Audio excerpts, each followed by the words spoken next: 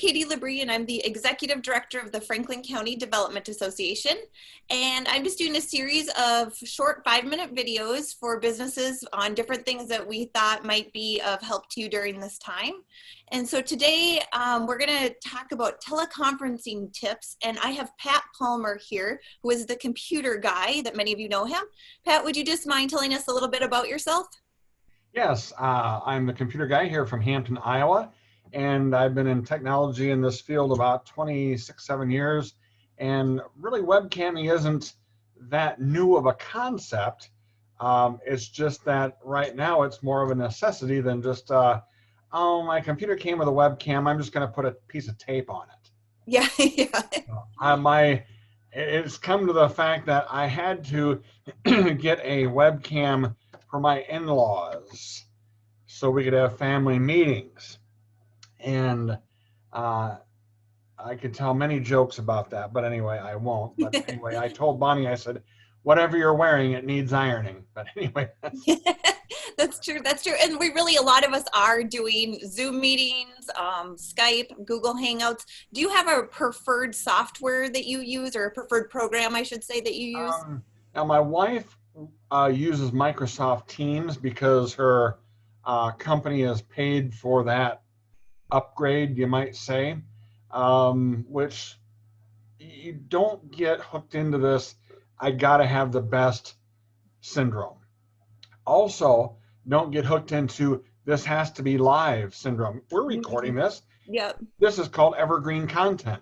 In 2 years, maybe one or two of the platforms won't exist anymore, but some of the things I'm going to talk about are still valid points. So don't be hooked into this all has to be live.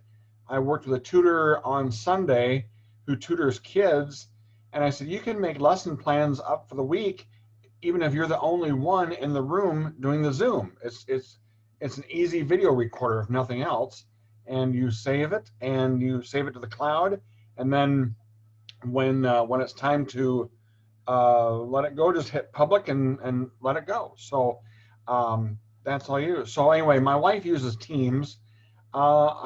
Another friend of mine uses WebEx. That's one.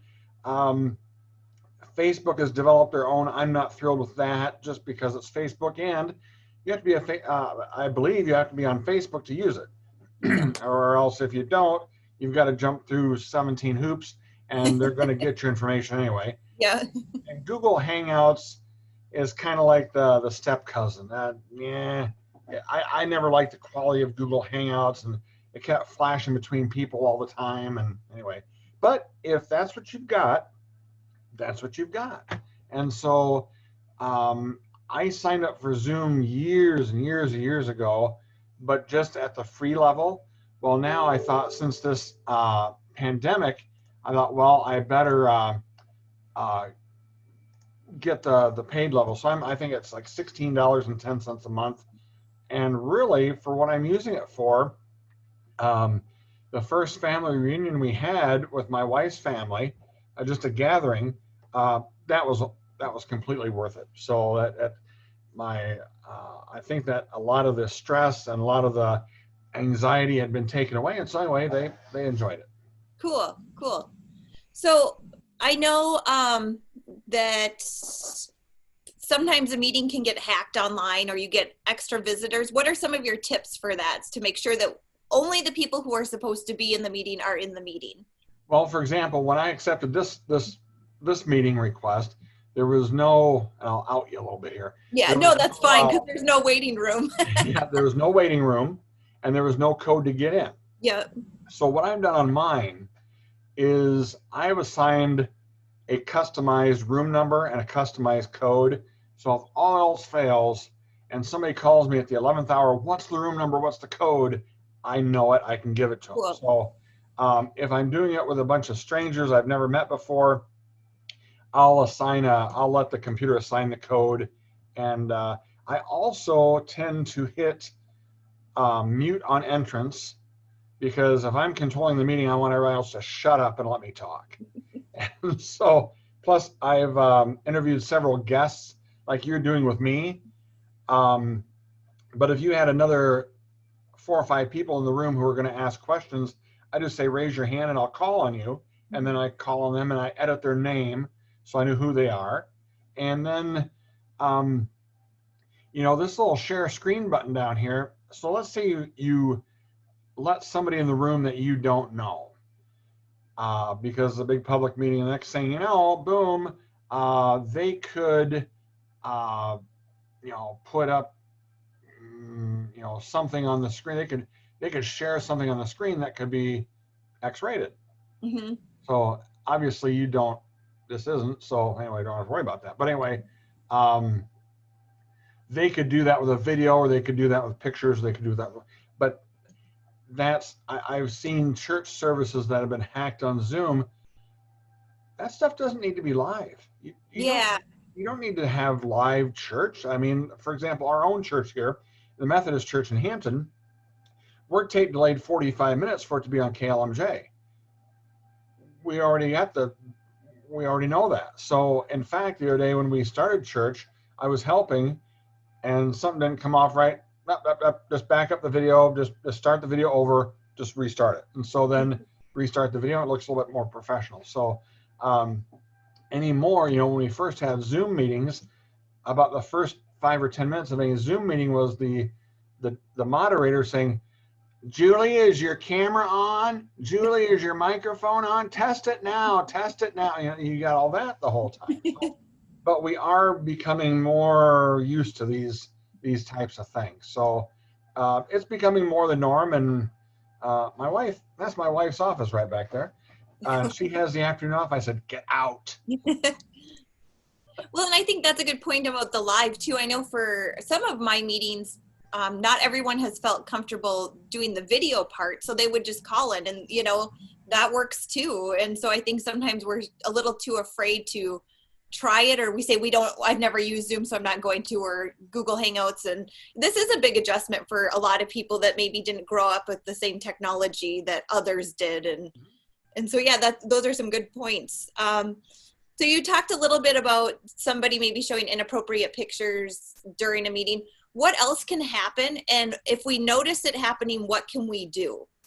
Block them immediately. Just dump them out. Okay. You can do that as the host. That's where the responsibility of the host has, and I've done that this past weekend. On Saturday and Sunday, I hosted 2 tester meetings where people who were uncomfortable with Zoom, I said, hey, we're going to do some tester meetings. If you've got questions about it, come on in. So we played I can't hear you, that game. And so they got their video settings all done. They got their audio settings all done. And so as a host, you need to do maybe a couple of those meetings yourself and know how to hit the kind of what I would call a panic button, just to boot somebody out of the room. Mm-hmm. That's really good advice. That's really good advice. And even I think that's a good idea to do test meetings, because I'm thinking, I know in different meetings I've been in certain employees or certain generations or certain even younger people haven't felt comfortable doing this. And so allowing people to get the opportunity in a safe environment where they don't look like a fool, to practice it is a great idea. Yeah. How many meetings have you gone to in person where it's all of a sudden you've got the expert and all of a sudden it's death by PowerPoint? Yeah. And he or she's up there looking like, oh my God, I look like such a fool. And because some technology won't work or whatever. My biggest problem is I need to stare at the camera and not at myself, because when I stare at myself, I'm looking way down. But I know. I do have a couple other things real quick. Yeah. Like you have a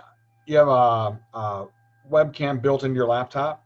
I do, yeah. Okay, so you can test the bendability. So if you bend it back or forth, you don't want to look like that, or you don't want to have or whatever, it's no shot. But anyway, before the meeting starts or before you hit record, if they're going to record that, make sure, and part of the host job, I feel, is to coach on that. Julie, tip your camera back, or I'm sitting in front of a light. That's really not the best. I had to really monkey around with my camera settings, but if we went out in the other room, then you get to see the gaudy and the messy and the cat around. I've got my cat hooked on cat TV now. This is terrible. But anyway, what I was going to say is so you have a webcam that's built into your laptop. I've got one that kind of hooks in the back of my monitor. But if that wasn't the case, I did buy a little gizmo like this. It might be 10 or 15 bucks on eBay or Amazon or wherever. And let's say you're on an uneven terrain with this. Let's say I was going to videotape this off the hood of my car. Well, the hood of my car isn't flat; it's tilted, so maybe I'd be like that on the hood of my car, so it would work. Another thing, people sometimes don't have a video camera, but they have their cell phone. Now, I've been in meetings where people have their cell phone. When I got off that Zoom meeting, it was like, man, I got to take a Dramamine. I'm dizzy. I'm going to be sick. So anyway, I bought this is a tripod, and I put the selfie stick attachment on top that locks in. And so when you're sitting there, you can tilt it a little bit back and forth, but it's stable. You're not going to get that jumpiness.